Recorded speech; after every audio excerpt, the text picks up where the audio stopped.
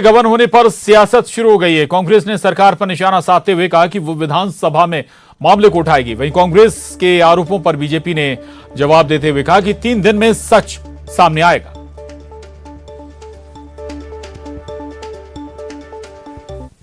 देखिए, मध्य प्रदेश तो घोटालों का प्रदेश हो गया है।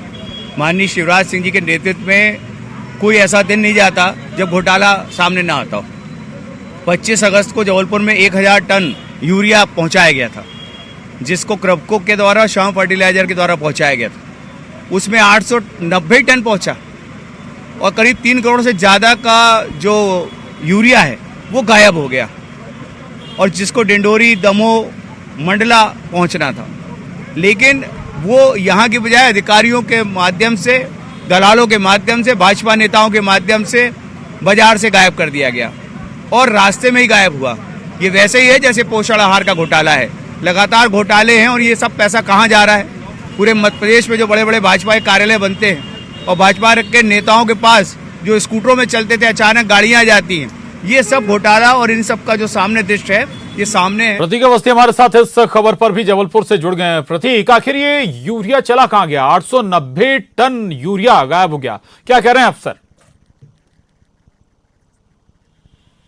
देखिए, फिलहाल इस पूरे मामले पर जांच जारी और विभाग में हड़कंप सा माहौल है प्रशांत, क्योंकि जो रैक के जरिए यूरिया आया था जो तकरीबन 1000 टन था, वो क्रबको और श्याम फर्टिलाइजर, ये 2 कंपनीज थी जो कहीं ना कहीं इसके ट्रांसपोर्टेशन की जिम्मेदारी भी थी। इनके जरिए ये पहुंचना था संबंधित सहकारी समितियों में, लेकिन 4 जिलों पर नहीं पहुंच पाया।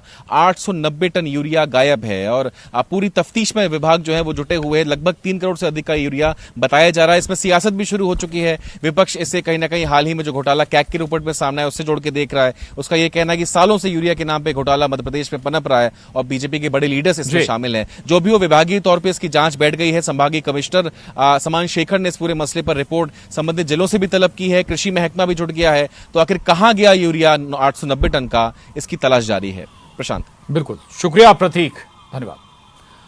आगे बढ़िए, राजधानी भोपाल में कांग्रेस के पूर्व मंत्री पीसी शर्मा के नेतृत्व में कांग्रेस कार्यकर्ताओं ने पद यात्रा निकाली। न्यूज 18 से बातचीत में पीसी शर्मा ने कहा कि हमारे नेता राहुल गांधी और सभी वरिष्ठ नेता लगातार जनता के बीच जा रहे हैं। हम जनता को केंद्र की विफलताओं से अवगत करा रहे हैं। 2023 में विधानसभा चुनाव और केंद्र सरकार को 2024 में बदलने के लिए हम लगातार अपना आंदोलन यूं ही जारी रखेंगे। राहुल गांधी की भारत जोड़ो यात्रा के साथ ही भोपाल में कांग्रेसियों ने पदयात्रा निकाली है। रोशनपुरा चौराहा से लेकर भीमराव अंबेडकर की प्रतिमा बोर्ड ऑफिस चौराहा तक ये पदयात्रा निकाली जा रही है। कांग्रेसी जो है राहुल गांधी की पदयात्रा के साथ ही अपनी यात्रा को जोड़ते हुए नजर आ रहे हैं। यहाँ पर आज यात्रा निकाली जा रही है, क्या संदेश है? देखिए, आज जिस तरह से भारत में वैमनस्यता का वातावरण निर्मित किया जा रहा है, जिस तरह से हिंदू मुसलमान को, अमीर गरीब को लड़ाने का प्रयास किया जा रहा है, कहीं ना कहीं ये भारत की एकता और अखंडता के ऊपर चोट है। और इसी उद्देश्य को लेकर हमारे राष्ट्रीय नेता राहुल गांधी जी ने भारत जोड़ो यात्रा प्रारंभ की है। हमारा भी यही संदेश है कि जो ताकतें वैमनस्यता फैलाती हैं, हमें उन्हें मुंहतोड़ जवाब। और न्यूज 18 संवाददाता अनुराग श्रीवास्तव भोपाल से हमारे साथ जुड़ गए हैं। अनुराग, ये जब राहुल गांधी मध्य प्रदेश पहुंचेंगे, 16 दिन मध्य प्रदेश में भी उनकी पदयात्रा चलेगी, उससे पहले माहौल बनाने की कोशिश?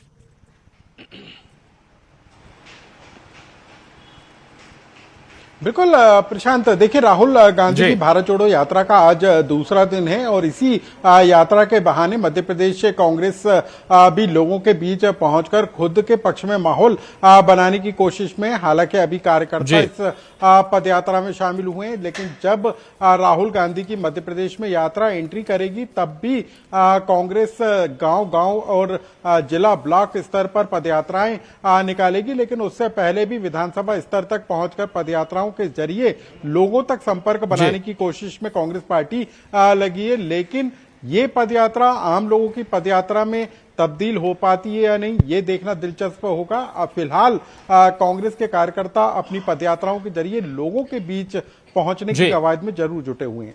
प्रशांत, बिल्कुल, शुक्रिया अनुराग, आपका धन्यवाद।